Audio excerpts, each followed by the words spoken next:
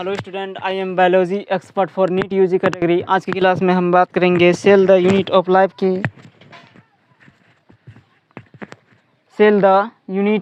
Life की lecture 13 के बारे में डिस्कस करना है। तो लास्ट क्लास में हमने सेंट्रियोल के बारे में डिस्कस किया था और हमने डिस्कस किया था सिलिया एंड फ्लैजेला। क्या आपने उस टॉपिक को रिवाइज किया और एनसीईआरटी पढ़ा, उसका एक एक पार्ट पढ़ा तो आप लोगों को समझ में आया होगा। तो जो नहीं पढ़ा वो मेरे ही चैनल पर जाकर वो लेक्चर देख सकते हैं। उसके बाद इस लेक्चर को लगाइएगा। तो चलो, so we are going to start. ज़्यादा समय ना लेते हुए मैं इस क्लास को स्टार्ट करता हूँ। So we are going to start cell the unit of life. Let me started. आज की क्लास में हम डिस्कस करेंगे न्यूक्लियस का स्ट्रक्चर। न्यूक्लियस को डिटेल में पढ़ेंगे कि न्यूक्लियस क्या होता है। तो first one is going to be nucleus, that is nucleus.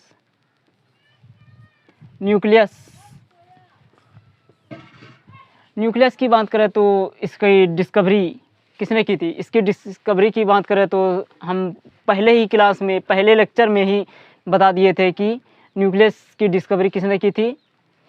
आप लोग कमेंट बॉक्स में लिख कर भेज सकते हैं।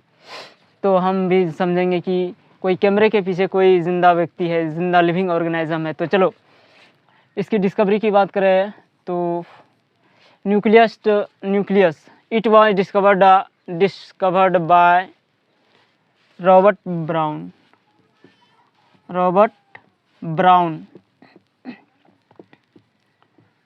It was discovered by Robert brown ने इसकी डिस्कवरी की। तो चलो, इसके न्यूक्लियस के अंदर भर के क्या पाया जाता है? क्रोमेटिन मटेरियल पाया जाता है। क्रोमेटिन मटेरियल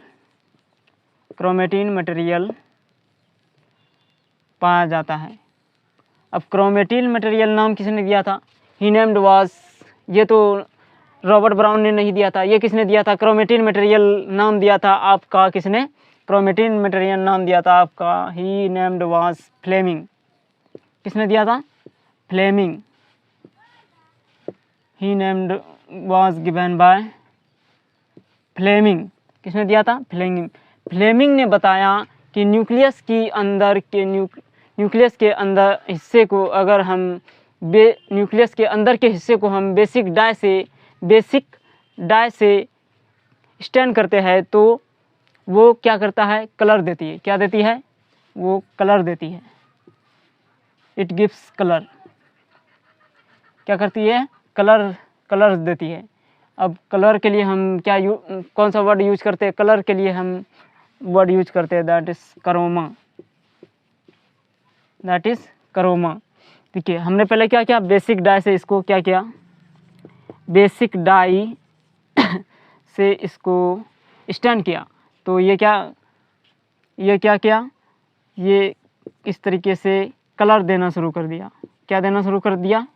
कलर देना शुरू किया। बेसिक डाई से स्टैंड किया तो ये क्या? कलर दिया। और कौन सा कलर दिया? उस कलर के लिए हम वर्ड यूज करते हैं, कौन सा? That is करोमा।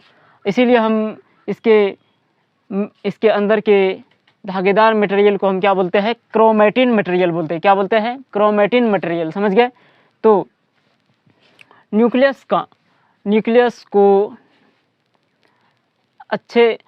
अच्छी तरीके से न्यूक्लियस की अगर हम स्टडी करें तो कौन सा फेज सबसे अच्छा होगा? न्यूक्लियस की स्टडी करना चाहोगे तो आपका कौन सा फेज अच्छा होगा? बेस्ट फेज कौन सा होगा?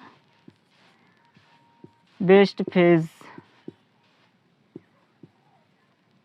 Phase of nucleus.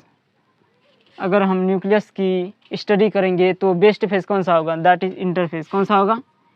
Interphase.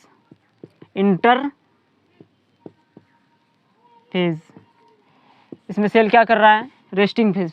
Cell क्या है? रेस्टिंग।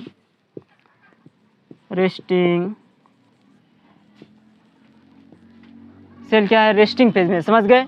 अब न्यूक्लियस का न्यूक्लियस का नंबर भी वेरिएबल हो सकता है, अलग अलग सेल के न्यूक्लियस भी अलग अलग हो सकता है, समझ गए। तो number of nucleus, number of nucleus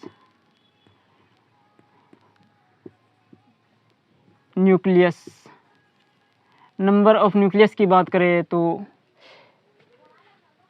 कुछ सेल ऐसे होते हैं जिनके पास एक ही न्यूक्लियस होता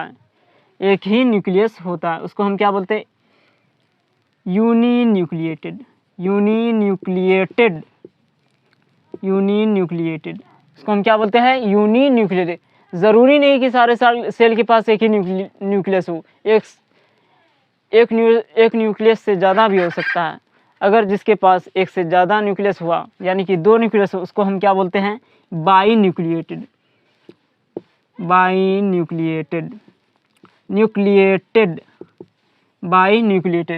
अब एग्जाम्पल की बात करें तो एग्जाम्पल में आपका आ जाएगा टेपिटम। क्या आ जाएगा, टेपिटम, जो कि प्लांट की यानी कि सेक्सुअल रिप्रोडक्शन फ्लावरिंग प्लांट्स में पढ़ेंगे इसको, टेपिटम को, दैट इज टेपिटम। एंड एक और एग्जांपल है आपका पैरामीशियम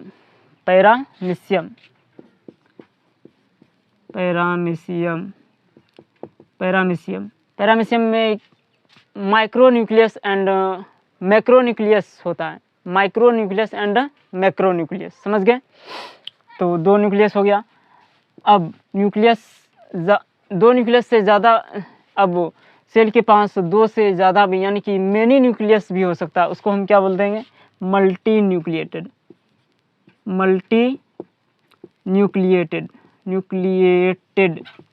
क्या बोल देंगे, मल्टी न्यूक्लिएटेड। 2 से ज़्यादा न्यूक्लियस जिस सेल के अंदर पाया जाता है उसको हम क्या बोलते हैं, मल्टी न्यूक्लिएटेड। जैसे कि आपके फाइकोमिसिटीज़ के फंजाई में पाया जाता है, एंड आपके पाया जाता है किसमें, राइजोपस में पाया जाता है multi nucleated, that is Rhizopus, समझ गए। अब कुछ सेल ऐसे भी होते हैं जिनके पास एक भी न्यूक्लियस नहीं होते, दैट इज इन्यूक्लिएटेड। उसको हम क्या बोलते हैं, इन्यूक्लिएटेड।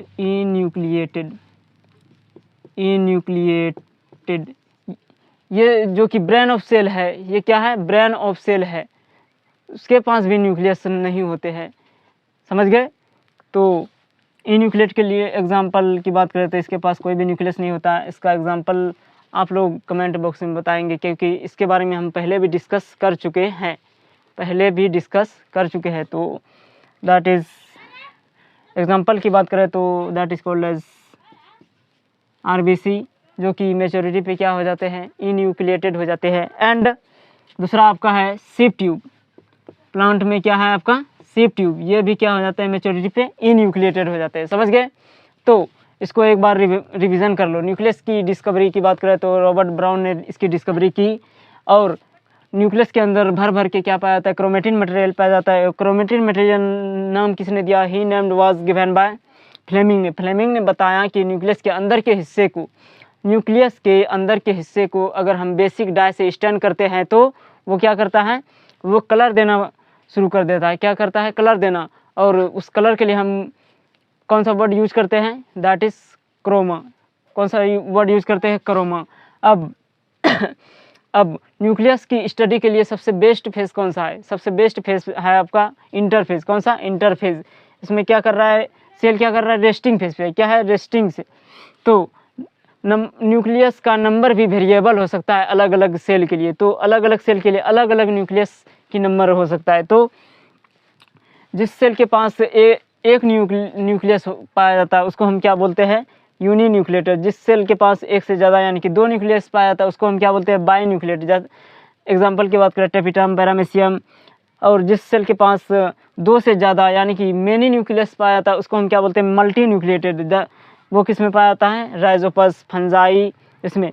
और कुछ सेल ऐसे भी होते हैं जिनके पास एक भी न्यूक्लियस नहीं होता, एक भी न्यूक्लियस प्रेजेंट नहीं होता है, दैट इज़ आरबीसी, यानी कि एनिमल सेल में आपका आरबीसी आ जाएगा एंड प्लांट सेल में आपका सीप ट्यूब। ये दोनों क्या होते हैं, मैच्योरिटी पे क्या हो जाते हैं, इनन्यूक्लिएटेड हो जाते हैं, समझ गए। तो इसको हम मिटा देते हैं, फोटो खींच लो इसका।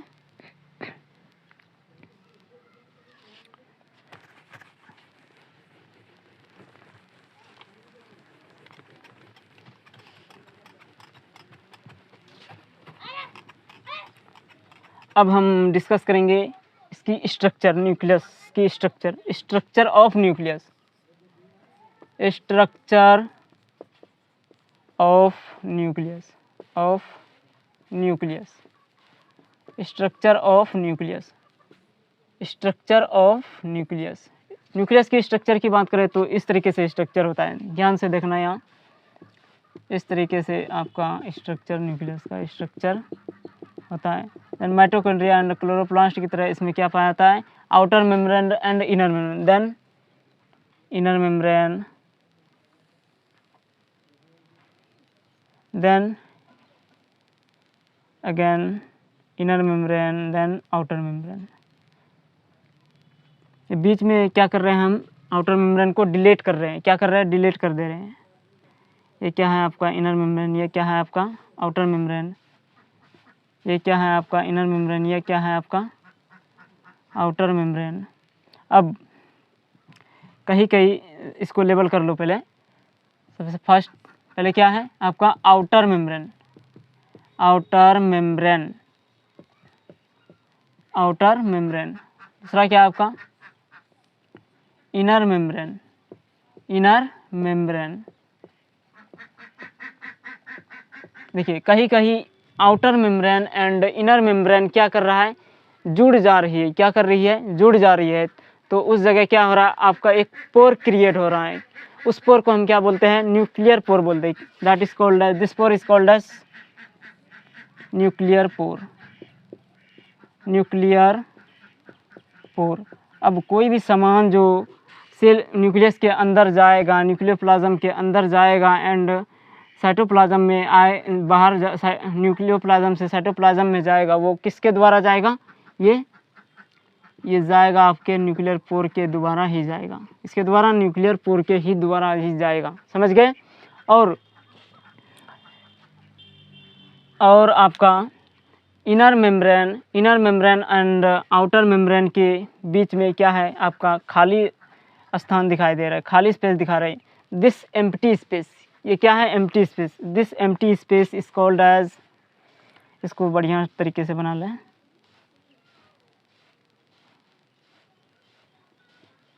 This empty space is called as, क्या बोलते हैं इसको, पेरी न्यूक्लियर स्पेस, क्या बोलते हैं,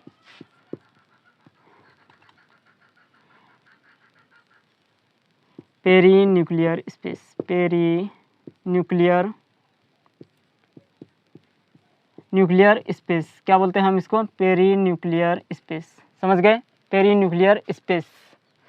अब इससे क्या हो रहा है, अब आउटर मेम्ब्रेन से, आपके न्यूक्लियस के आउटर मेम्ब्रेन से एक डिफरेंट टाइप का ER का ओरिजिनेशन हो रहा है, क्या हो रहा है, डिफरेंट टाइप के ER का ओरिजिनेशन हो रहा है, ER का ओरिजिनेशन हो रहा है।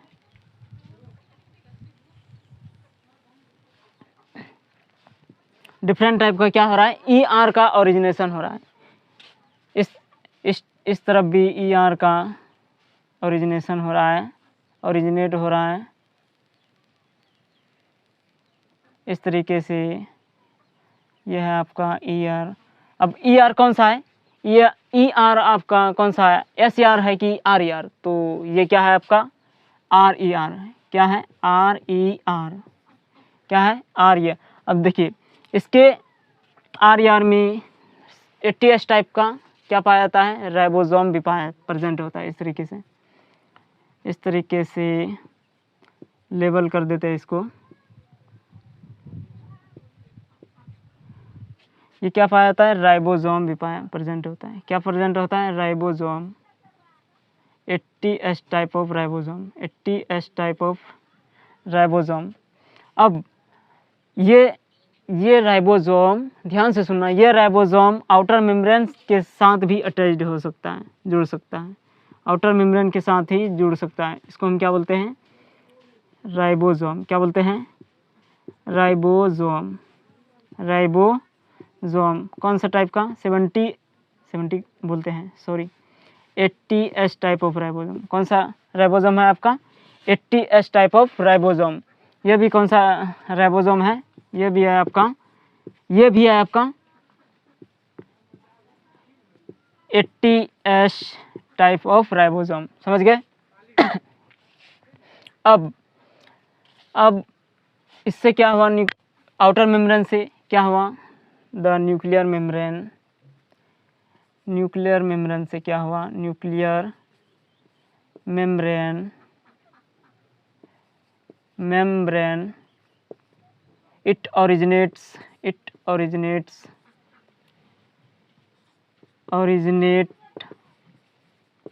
from RER। किसकी ओरिजिनेट्स हुआ?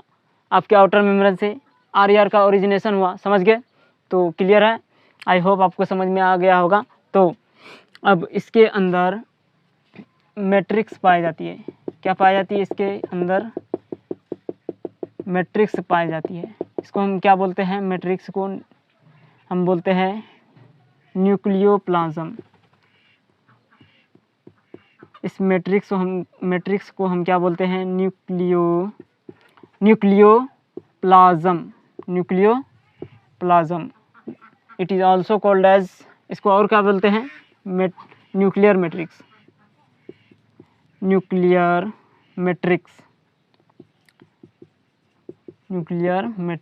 समझ गए? अब इसके अलावा भी न्यूक्लियोप्लाज्म में इन सब के अलावा भी कुछ पाया जाता है। एक डिफरेंस स्ट्रक्चर पाया जाता है इस तरीके से, जिसको हम क्या बोलते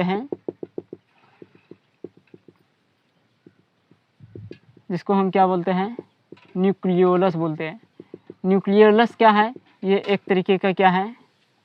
DNA है। क्या है? एक तरीके का ये है आपका न्यूक्लियोलस। क्या है? न्यूक्लियोलस। ये क्या है? न्यूक्लियोलस। अब न्यूक्लियोलस के पास जो है वो क्या है? मेम्ब्रेन नहीं है, मेम्ब्रेन लेस है। क्या है? Not membrane. ये क्या है? कौन सा, कैसा स्ट्रक्चर है ये? नॉट मेम्ब्रेन बाउंड स्ट्रक्चर है। नॉट मेम्ब्रेन बाउंड स्ट्रक्चर है। समझ गए? क्लियर है? अब ये न्यूक्लियोलस क्या करता है? न्यूक्लियोलस को हम आगे बढ़ाते हैं। अब न्यूक्लियोलस को आगे यहाँ पर हम लिखते हैं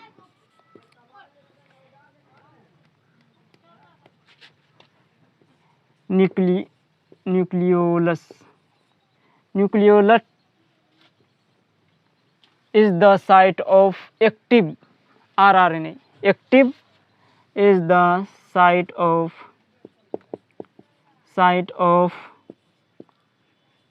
active rRNA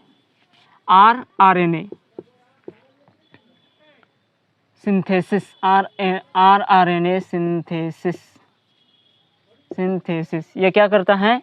rRNA यानी कि राइबोसोमल RNA को क्या करता है? सिंथेसिस कर।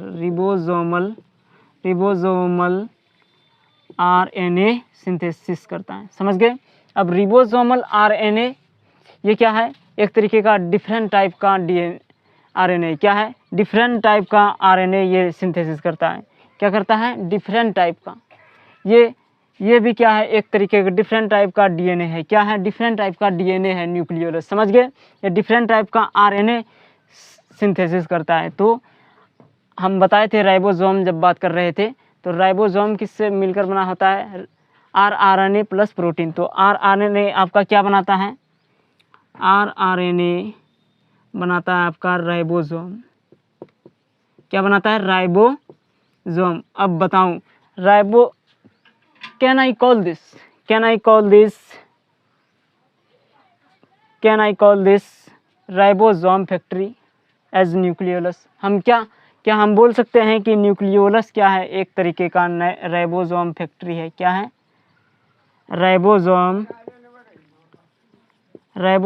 फैक्ट्री है। क्या है? राइबोसोम फैक्ट्री एक तरीके का क्या है ये? राइबोसोम फैक्ट्री, क्योंकि न्यूक्लियोलस ने ही क्या बनाया? राइबोसोम बनाया।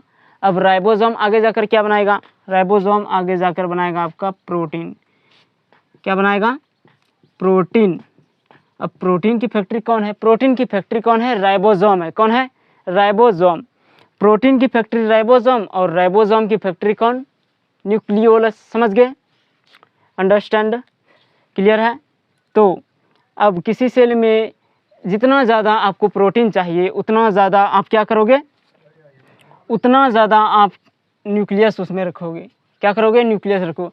अब न्यूक्लियोलस की बात क्लियर हो गई। अब बात करते हैं न्यूक्लियोलस के अलावा भी कुछ पाया जाता है इसके अंदर। न्यूक्लियोलस के अलावा इसके अंदर क्या पाया जाता है आपका? ये इसको भी लेबल कर देते हैं। आपका पाया जाता है इस तरीके से धागेदार मटेरियल। धागेदार मटेरियल, इसको हम क्या बोलते हैं? Chromatin material. क्या बोलते हैं? Chromatin material. Chromatin material. Chromatin material क्या बोलते हैं? Chromatin, that is called as chromatin material. अब देखिए क्रोमैटिन मटेरियल कहीं कहीं क्या है आपका? कहीं कहीं डेंसली पैक्ड है, कहीं कहीं आपका लूजली पैक्ड है। क्या है?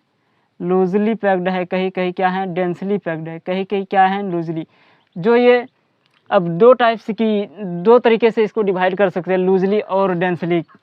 यानी कि जो डेंसली पैक्ड क्रोमैटिन मटेरियल है हम उसको क्या बोलते हैं? जो लूजली पैक्ड क्रोमैटिन मटेरियल है उसको हम बोलते हैं यूक्रोमैटिन। क्या बोलते हैं? यूक्रोमैटिन। और जो कि डेंसली पैक्ड क्रोमैटिन मटेरियल उसको हम क्या बोलते हैं? हेट्रोक्रोमैटिन। समझ गए? अब बताओ सबसे ज़्यादा आरएनए ट्रांसक्राइब करके, सबसे जल्दी आरएनए ट्रांसक्राइब करके, ट्रांसक्रिप्शन करके कौन बना सकता है? यूक्रोमैटिन या हेट्रोक्रोमैटिन? अब ऑब्वियस सी बात है यार कि जो कि लूजली पैक है वो ज़्यादा बनाएगा, वो ऐसे बना ले जल्दी वो हल्के में है। तो ये क्या है? ये भारा है। ये क्या है? डेंसली पैक्ड क्या है? भारा। ये जल्दी ट्रांसक्राइब नहीं कर पाएगा और ये जल्दी आरएनए नहीं बना पाएगा। समझ गए? तो इसको नोट कर लो, इसका फ़ोटो खींच लो। तो हम क्रोमैटिन को अगले पेज पर लेकर चलते हैं।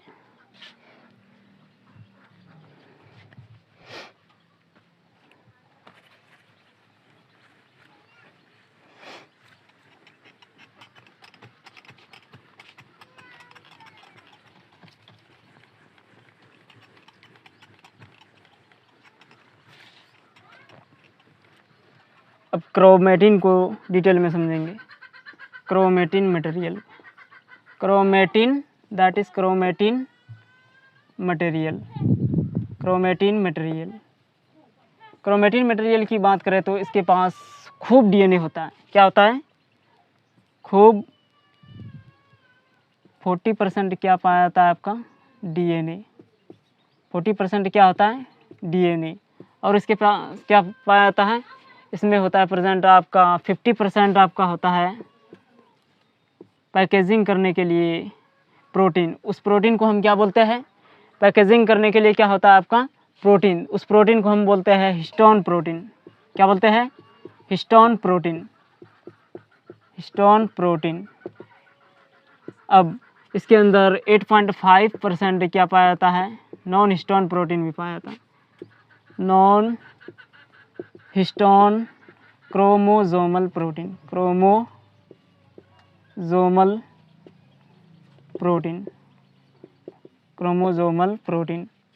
इसके अलावा भी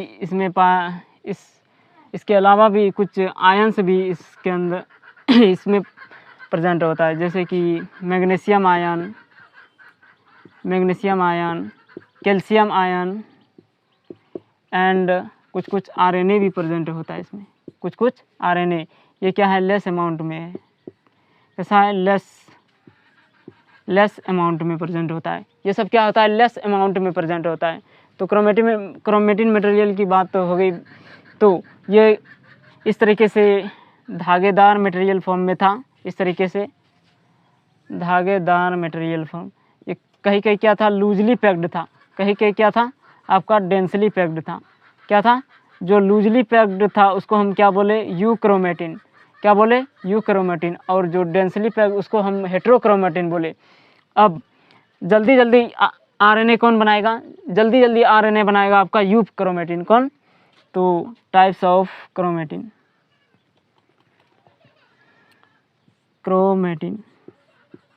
chromatin types of chromatin. Chromatin की बात करें तो ये है आपका, फर्स्ट वन इज यूक्रोमेटिन,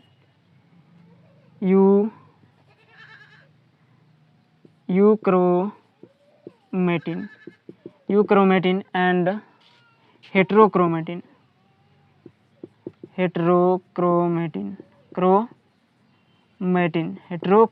समझ गए क्या है, हेट्रोक्रोमेटिन। अब यूक्रोमेटिन क्या है, यूक्रोमेटिन आपका क्या है, लूजली पैक्ड है। क्या है, that is loosely, it is loosely packed. क्या है, लूजली पैक्ड है। और ये क्या है आपका, डेंसली पैक्ड है। क्या है, डेंसली पैक्ड है, डेंसली पैक्ड है। और यूक्रोमेटिन कौन सा स्टैंड देता है आपका, लाइट स्टैंड देता है। कौन सा, ये क्या है, लाइट स्टैंड है। और हेट्रोक्रोमेटिन में क्या है, डार्क स्टैंड है। क्या है, डार्क स्टैंड। तो ये क्या देता है आपका, लाइट स्टैंड। यूक्रोमेटिन देता है लाइट स्टैंड एंड हेट्रोक्रोमेटिन देता है आपका डार्क स्टैंड। कौन सा स्टैंड देता है, डार्क स्टैंड। समझ गए, क्लियर है। तो अब आसानी से ट्रांसक्रिप्शन कौन करेगा, आसानी से ट्रांसक्रिप्शन की बात करें तो मैंने पहले ही बता दिया कि आसानी से ट्रांसक्रिप्शन करेगा। दे कैन ईजिली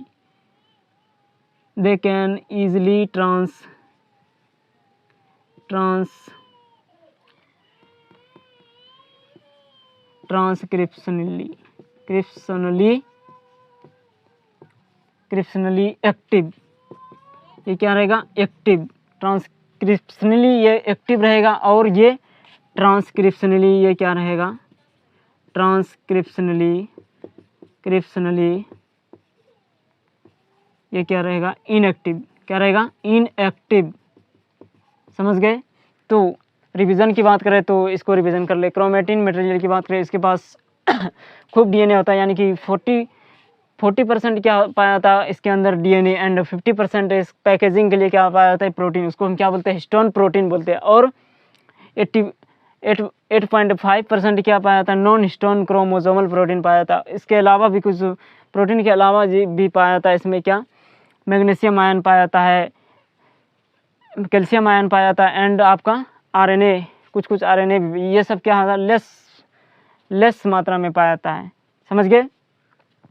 तो क्रोमेटिन की बात करें तो euchromatin and heterochromatin. Euchromatin loosely packed है, ये लाइट स्टैंड देता है एंड ट्रांसक्रिप्शनली एक्टिव है। हेट्रोक्रोमेटिन में डेंसली पैक्ड है, डार्क स्टैंड है एंड ट्रांसक्रिप्शनली ये क्या है, इनएक्टिव है। क्या है, इनएक्टिव। तो आज की क्लास को हम यहीं पर समाप्त करेंगे। तो इसको, क्रोमेटिन को और ठीक तरीके से डिटेल में अगली कक्षा में हम समझेंगे, डिस्कस करेंगे इसको। तो आज की क्लास को, so we are done this session. तो आज की क्लास को हम यहीं पर समाप्त करते हैं। तो मिलते हैं, इसका एनसीईआरटी पढ़ना और इसकी नोट जो है, इस नोट को आप रिवाइज करना। तो इसका फ़ोटो खींच लो एक बार, चलो। तो इसको नोट करके इसको रिवाइज करना और इसका एनसीईआरटी पढ़ना। एक पॉइंट आपको मिल जाएगा, एनसीईआरटी बेस ये नोट बना हुआ है। तो मिलते हैं अगली क्लास में। So all the best.